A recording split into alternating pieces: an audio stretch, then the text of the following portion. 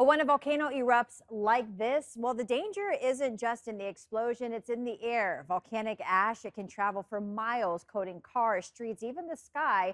But what we don't see is how it affects our lungs. And while it may look harmless, it can cause serious breathing problems.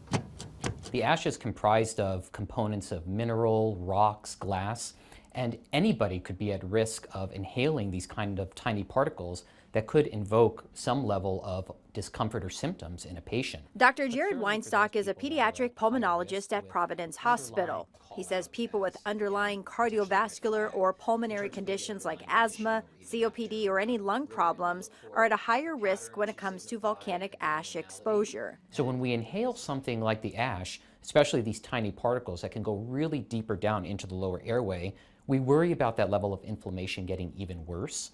And that's where it comes in terms of the irritant nature of the ash and how we really want to prevent that exposure. Volcanic ash can be unpredictable, and it's natural to feel anxious about the impact on your health.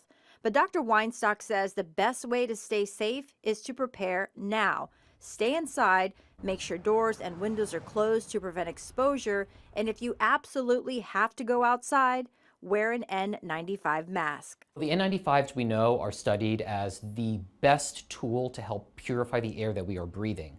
Now again, it is super important to make sure it's properly fitted and that you are wearing it appropriately, because that is a super concern if it does not have a tight fit.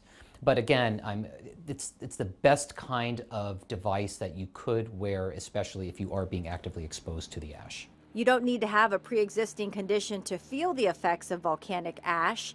Even healthy people can experience irritation and breathing issues. Things like nasal irritation, scratchiness in the throat, you could develop a dry cough, even wheezing, some chest pain or shortness of breath. In the end, we can't predict exactly when the next eruption will happen, but what we can control is how we prepare. Just making sure that everyone is aware of the potential side effects of this kind of exposure, making sure that we're all protected, and again, hopefully we can all get through this with no significant problems. Because when the ash starts falling, every breath matters.